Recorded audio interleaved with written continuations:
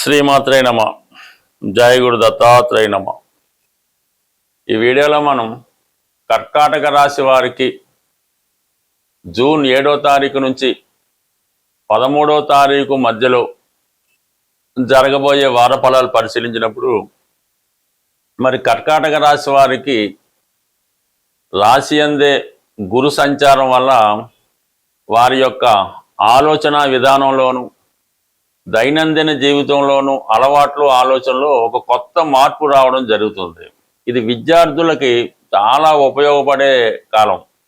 మీరు ఏ సబ్జెక్ట్లో చేరినా ఏ కాలేజీలో చేరినా చాలా ఉన్నత స్థాయికి వెళ్ళడం జరుగుతూ ఉంటుంది.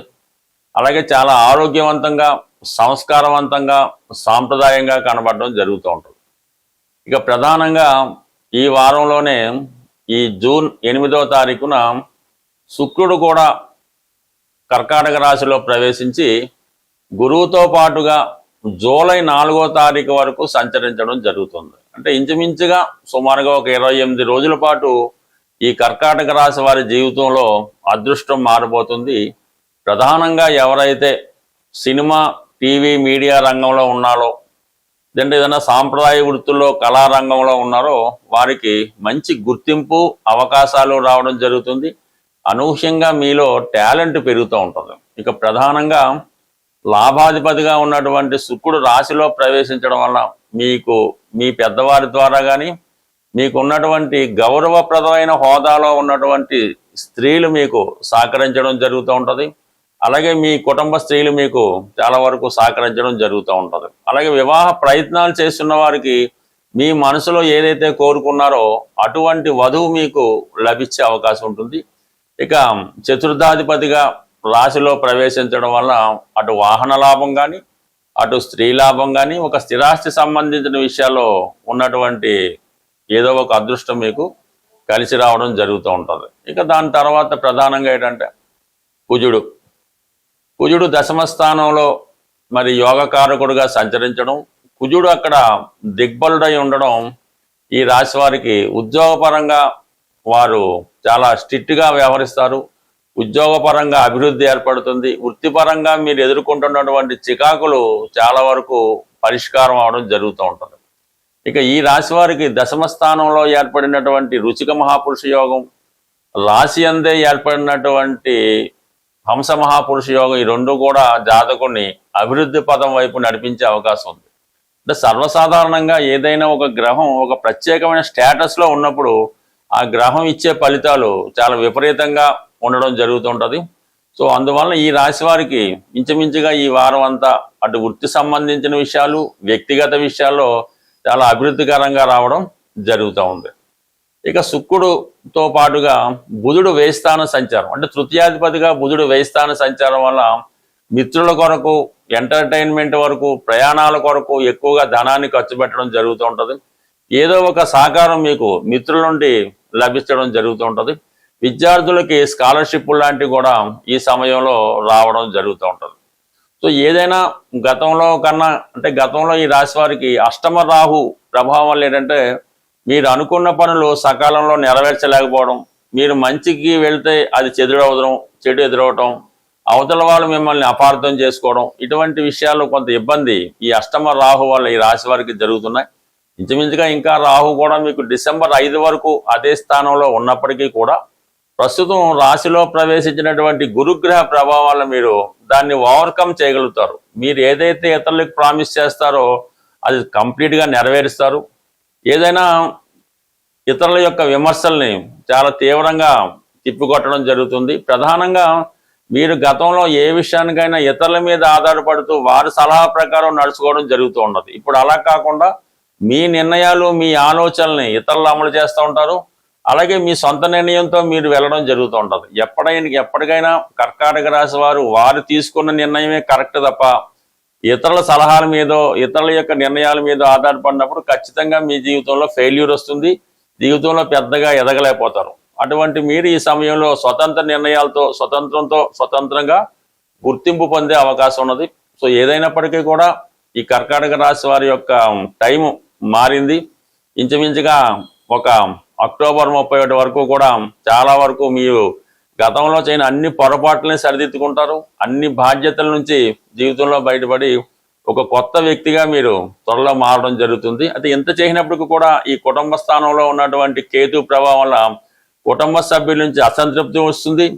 ఎంత ధనం సంపాదించినా దాన్ని సరిగ్గా దాచుకోలేకపోవడం కూడా జరుగుతుంటుంది. బట్ ఏదైనా లాభస్థానంలో ఉన్నటువంటి రవి మీకు ఈ ప్రభుత్వ పథకాలు రావడం జరుగుతుంది. ప్రభుత్వ ధనం ఏదో విధంగా మీకు రావడం జరుగుతూ ఉంటుంది.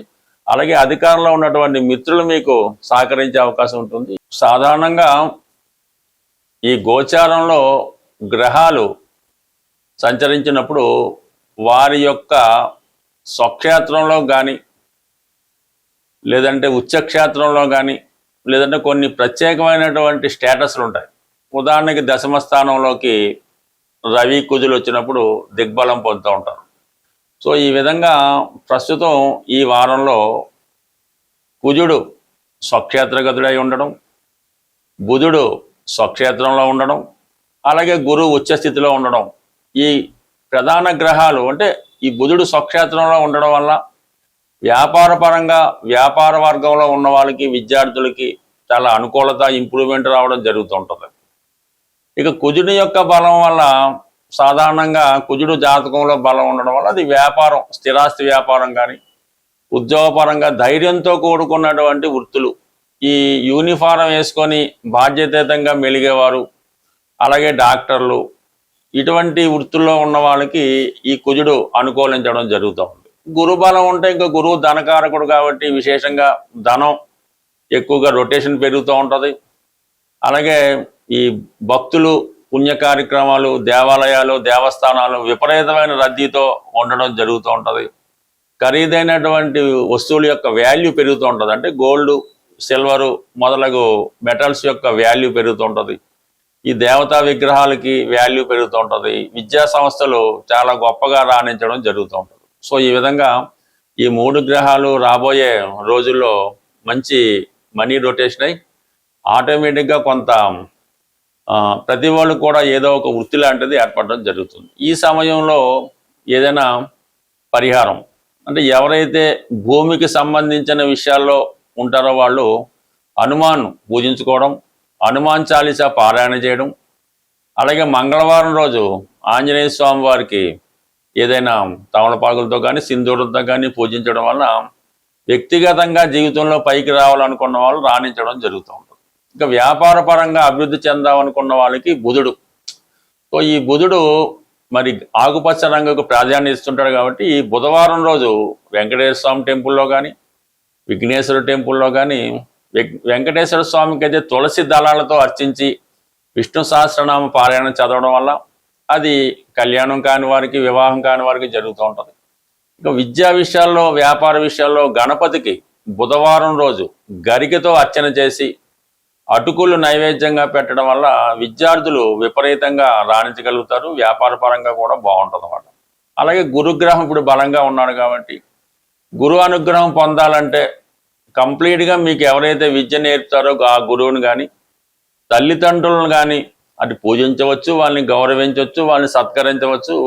వారికి ఏ ఇబ్బంది లేకుండా తీర్చగలిగే స్తోమత ఉన్న వాళ్ళు తీర్చవచ్చు, లేనివారు వారికి కనీసం గురువారం రోజైనా వాళ్ళ అవసరాలకి ఏదో విధంగా సర్వీస్ చేయడం వల్ల, అలాగే ప్రధానంగా ఈ గురువు యొక్క సంకల్పం పొందాలంటే దక్షిణామూర్తి కొట్టే ఆలోచన. అంటే ఏదైనా ఒక్కొక్క గ్రహానికి ఒక్కొక్క దైవం, అలాగే వీళ్ళని పూజించడం వల్ల మన సమస్యలకి శాశ్వతంగా పరిష్కారం అవుతుంది. అంటే గోచారంలో చెప్పిన ఫలితాలు జరగాలంటే అది మీ జన్మ జాతకంలో కూడా ఆ ఫలితం ఉంటేనే గోచార ఫలితం మీకు ఇవ్వగలుగుతుంది. మీ జాతకంలో, జన్మ జాతకంలో లేని ఫలితం ఈ గోచారంలో వచ్చే గ్రహాలు మీకు ఇవ్వలేకపోతుంటాయి. అంటే ఈ గోచార ఫలితం ఏంటంటే మీ జాతకంలో ఉన్న ఫలితాలను అందించడమే, అది మంచి కానీ చెడు కానీ. సో ఇక సంపూర్ణంగా మీకు పూర్తి సమస్యలకు పరిష్కారం కావాలంటే మీ జన్మ జాతకం ఇంపార్టెంట్. దాని ప్రకారం ఎవరైనా జ్యోతిష్కులను చూపించి తగువేదండి పరిహారం, అంటే మీకు మీరు చేసుకునే పరిహారం మాత్రమే ఈ కలియుగంలో వర్క్ అవుతుంది తప్ప మీ తరపున ఇంకెవరు పరిహారం చేసినా అది 100కి 100 ఉపయోగం అయితే ఉండదు. ఏదో 5% 10% ఉపయోగం ఉంటే ఉండొచ్చు. ఏదైనా మీ యొక్క సమస్యల్ని మీరే మీ వ్యక్తిగతంగా చేసుకుంటేనే ఆ సమస్యకి పరిష్కారం దొరుకుతుంది. స్వస్తి.